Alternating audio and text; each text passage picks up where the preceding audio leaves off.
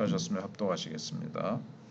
30째 해 넷째 달 조닷새에 내가 그발 강가 사로잡힌 자 중에 있을 때에 하늘이 열리며 하나님의 모습이 내게 보이니 여호야긴 왕이 사로잡힌 지 5년 그달 조닷새라. 갈대아 땅 그발 강가에서 여호와의 말씀이 부시의 아들 제사장 나 에스겔에게 특별히 임하고 여호와의 권능이 내 위에 있으니라. 내가 보니 북쪽에서부터 폭풍과 큰 구름이 오는데 그 속에서 불이 번쩍번쩍하여 빛이 그 사방에 비치며 그 불 가운데 단쇠 같은 것이 나타나 보이고 그 속에서 네 생물의 형상이 나타나는데 그들의 모양이 이러하니 그들에게 사람의 형상이 있더라. 그들에게 각각 네 얼굴과 네 날개가 있고 그들의 다리는 곧은 다리요 그들의 발바닥은 송아지 발바닥 같고 광낸 구리같이 빛나며 그 사방 날개 밑에는 각각 사람의 손이 있더라. 그 네 생물의 얼굴과 날개가 이러하니 날개는 다 서로 연하였으며 갈대에는 돌이키지 아니하고 일제히 앞으로 곱게 행하며 그 얼굴들의 모양은 넷의 앞은 사람의 얼굴이요 넷의 오른쪽은 사자의 얼굴이요 넷의 왼쪽은 소의 얼굴이요 넷의 뒤는 독수리의 얼굴이니 그 얼굴은 그러하며 그 날개는 들어 펴서 각기 둘씩 서로 연하였고 또 둘은 몸을 가렸으며 영이 어느 쪽으로 가면 그 생물들도 그대로 가되 돌이키지 아니하고 일제히 앞으로 곱게 행하며 또 생물들의 모양은 타는 숯불과 횃불 모양 같은데 그 불이 그 생물 사이에서 오르락내리락하며 그 불은 광채가 있고 그 가운데에는 번개가 나며 그 생물들은 번개 모양같이 왕래하더라. 아멘.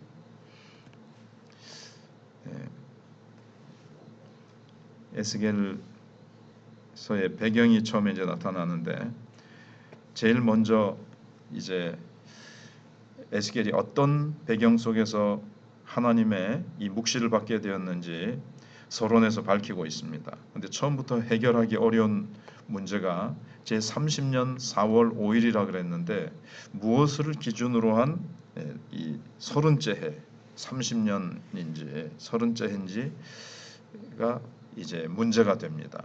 그래서 여러 의견이 있는데 그 중에서 그러니까 여기 정확히 밝히고 있지 않기 때문에 정확히는 알 수 없지만 그래도 가장 설득력 있는 해석이 에스겔의 나이가 아닌가 이렇게 보고 있습니다.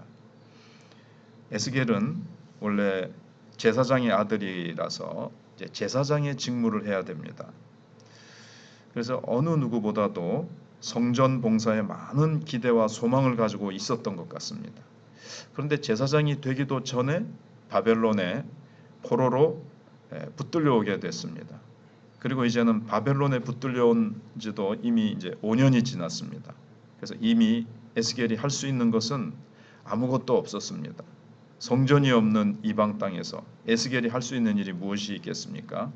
그럼에도 불구하고 하늘이 열리면서 하나님께서 에스겔에게 이 땅에 있는 성전 봉사보다도 더 높은 일을 에스겔에게 이제 맡겨주셨습니다.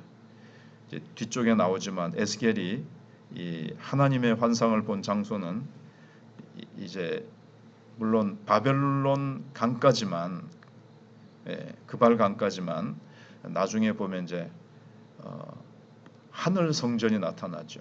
그래서 하늘 성전에 대한 어떤 소망과 비전을 이렇게 하나님이 보여주시면서 장차 있을 하나님이 지으실 어떤 새로운 영적인 성전에 대한 비전을 보게 됩니다. 에스겔이 이 환상을 본 곳이 여기 2절에는 자기가 잡혀온 지 5년이 됐다 그랬고 그 장소는 3절에 그발 강가라 그랬습니다. 이제 그발 강가는 이스라엘 백성들이 이제 와가지고 잡혀와가지고 운하를 만드는 그런 상황 가운데 있었습니다. 뒤에 보면 나중에 텔 아비브라는 곳이라고 이제 나옵니다. 그래서 유다 백성들이 텔 아비브에 모여 있었는데 그 강가에서 에스겔은 하나님의 말씀을 받게 됩니다. 하나님의 말씀이 그에게 임한 것을 가리켜서 하늘이 내게 열렸고 여호와의 권능이 내 위에 있었다 이렇게 말을 합니다.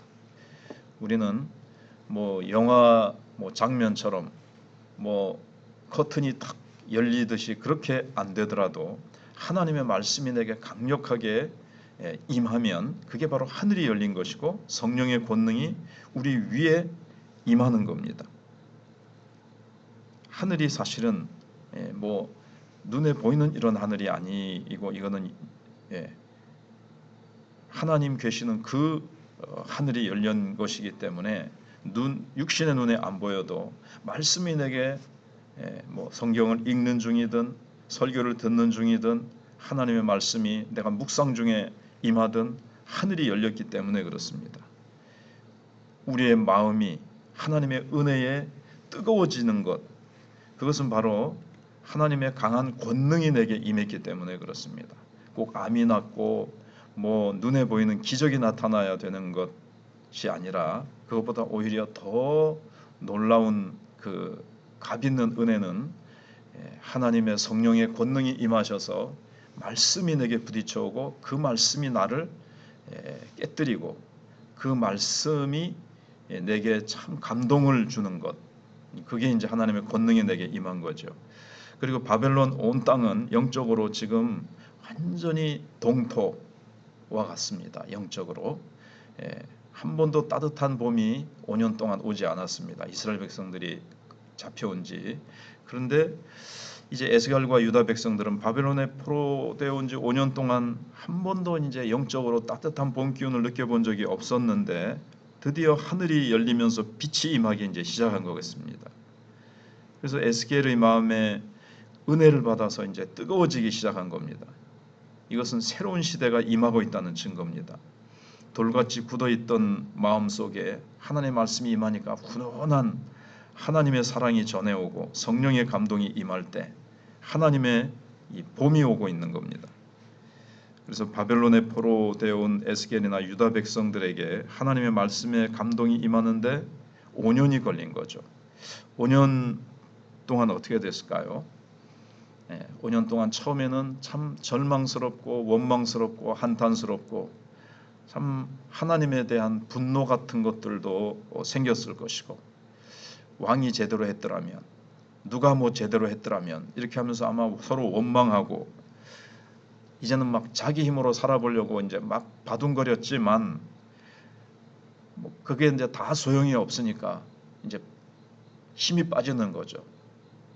이거는 이제 하나님께서 바벨론을 통해서 이제 배추에 소금을 쳐서 기운을 이제 죽이듯이 그래야 이제 양념이 들어갈 수 있는 것과 같이 하나님의 말씀이 임할 때에 그것을 받아들일 수 있는 상태로 하나님이 5년 동안 기다리신 겁니다. 원망, 불평, 탄식, 막 이런 것들로 뭔가 우리 힘으로 이제 그때 이제 왕도 끌려왔는데 뭔가 이 왕하고 이스라엘 왕하고 그 다음에 바벨론 왕하고 뭔가 협상을 해가지고 이제 돌아갈 수 있지 않을까, 이제 그 일을 막 이제 추진해 보자 이러면서 인간의 힘으로 막 해보려다가 아무것도 안 되는 겁니다. 그때 이제 모든 것이 이제 내려놓게 되어지고 뭔가 그 동안은 하나님이 이제 침묵을 지키시는 겁니다. 이스라엘 백성들의 힘이 빠질 때까지. 숨이 완전히 죽는데 5년이 걸렸다는 겁니다. 그리고 나서 이제 내 생물의 환상을 보게 되는데 에스겔이 하나님께서 주신 이 환상에서 제일 먼저 본 것은 북쪽에서 밀려오는 캄캄한 이제 먹구름입니다. 4절에 내가 보니 북쪽에서부터 폭풍과 큰 구름이 오는데 그 속에서 불이 번쩍번쩍하여 빛이 그 사방에 비치며 그 불 가운데 단쇠 같은 것이 나타나 보이고 그 속에서 네 생물의 형상이 나타나는데 그들의 모양이 이러하니 사람의 형상, 그런 네 얼굴과 네 날개가 나타납니다. 이스라엘 백성들은 이제 생각하기에 이제 뭔가 하나님의 말씀이 임하니까 뭔가 이제 새로운 시대가 오고 이제 뭔가 평화의 시대가 올 걸 기대를 했습니다. 근데 이 먹구름이 가득한 이것이 몰려온다는 것은, 폭풍과 큰 구름이 온다는 것은 이제 환란이 끝나는 것이 아니라 오히려 더 지금 환란의 먹구름이 유다 백성을 향해서 몰려온다는 겁니다. 보기만 해도 소름이 끼칠 정도로 먹구름 속에서 또 빛이 번쩍번쩍 하는데, 이 빛이 번쩍번쩍 하는 것은 이 사실 전쟁이 일어나는 겁니다.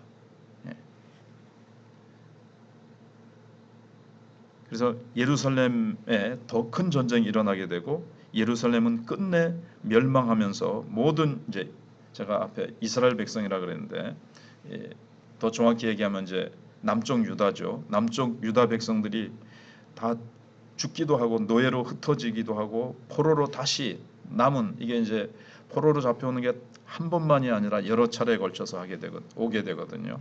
또 포로로 잡혀오게 된다는 겁니다. 근데 이 시커먼 먹구름 가운데, 그러니까 더 절망적인 거죠. 어떻게 보면 인간적으로 전쟁이 일어나서 더 소망을 가졌던 예루살렘 성전으로 돌아갈까? 예루살렘으로 돌아갈까 했는데 예루살렘 성전은 완전히 회파되고 예루살렘은 멸망하고 다 잡혀가고 이렇게 된다는 거예요. 그런데 그 가운데 특별한 것이 보였는데 단쇠 같은 것이 나타나 보이게 됐다는 겁니다. 이제 먹구름과는 좀 다른 성격의 것이죠.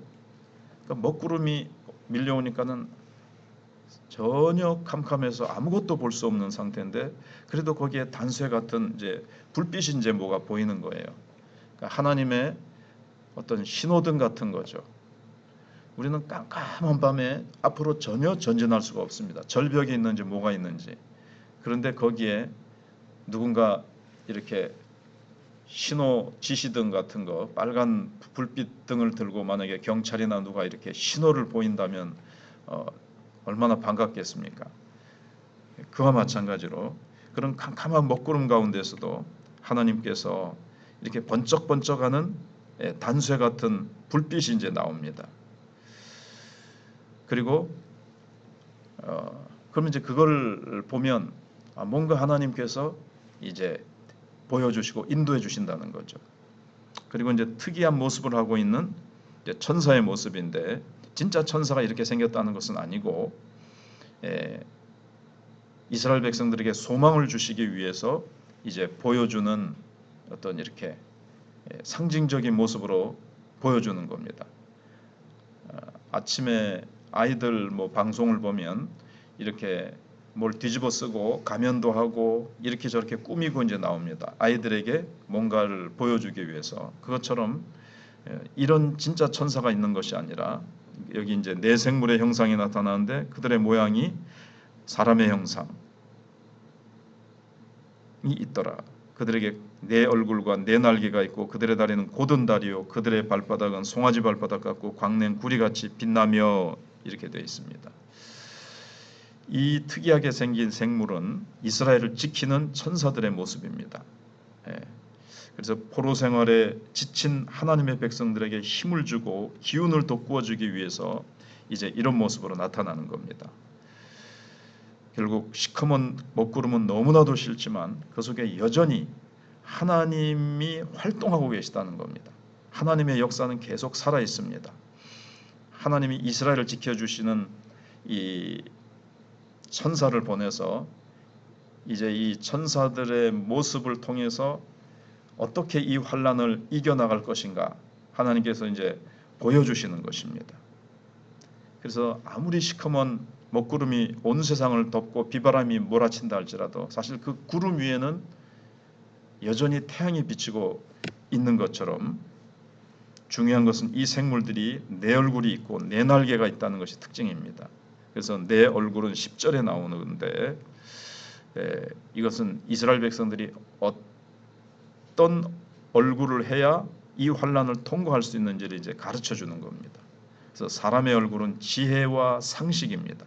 어려움이 닥쳤을 때 첫 번째는 상식으로 풀어야 됩니다. 그런데 그 상식이 도저히 통하지 않을 때가 있어요. 그때는 이제 하나님의 지혜로 풀어야 됩니다. 그리고 죄송합니다. 상식과 지혜로 풀어 나가야 되죠. 근데 그걸로도 안 될 때가 있습니다. 그럴 때 이제 믿음으로 이제 해야 됩니다. 일단은 우리가 무조건 밀어붙이면 안 됩니다. 하나님이 해주시겠지가 아니라 상식도 하나님이 주신 일반 계시거든요. 그래서 그걸로도 안 되면 이제 하나님의 말씀을 붙들고 있는 힘을 다해서 지혜를 짜내야 됩니다. 그럼 머리가 한번 터져야 돼요. 아무리 지혜를 짜놔도 해결될 수 없을 때 이제 믿음의 영역으로 넘어가야 되는 겁니다. 하나님이 해주신다. 하나님은 하실 수 있다. 예. 그 다음에 이제 사자인데, 사자는 부르짖을 때 어떤 동물도 어떤 누구도 감히 범접할 수가 없습니다. 바로 우리가 하나님 앞에 사자처럼 부르짖는 겁니다. 그럴 때 하나님 앞에 부르짖을 때 그것은 바로 사자와 같이 누구도 당할 수 없는 모습이 되는 겁니다. 그 다음에 소는 빨리 달리지는 못하지만 꿋꿋하게 뚜벅뚜벅 한 걸음씩 달려서 결국은 목적지에 이릅니다.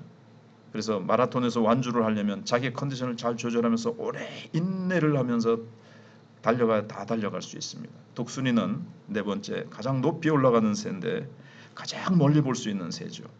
우리는 가장 높은 곳까지 올라가야 됩니다. 시시하게 계단 몇 계단 올라가가지고 만족하는 것이 아니라 하나님의 시각으로, 저 천상의 시각으로 높이 성령에 의해서 끌려 올라가서 말씀에 의해서 하나님의 시각으로 볼 수 있는 높은 곳까지 올라가야 되고 인내하면서 가야 되고, 여기 꼿꼿한 다리는 순종하는 발걸음입니다. 하나님의 말씀에 순종해서 한 걸음 한 걸음 나갈 때 이 모든 환난도 이기게 될 수 있다는 것입니다. 그래서 하나님께서는 이스라엘 백성들에게 에스겔 선지자를 통해서 환난 중에도 두려워하지 말고 내가 일하고 있고 이 환난 중에도, 내일 내용에 보면 하나님의 보좌가 임합니다.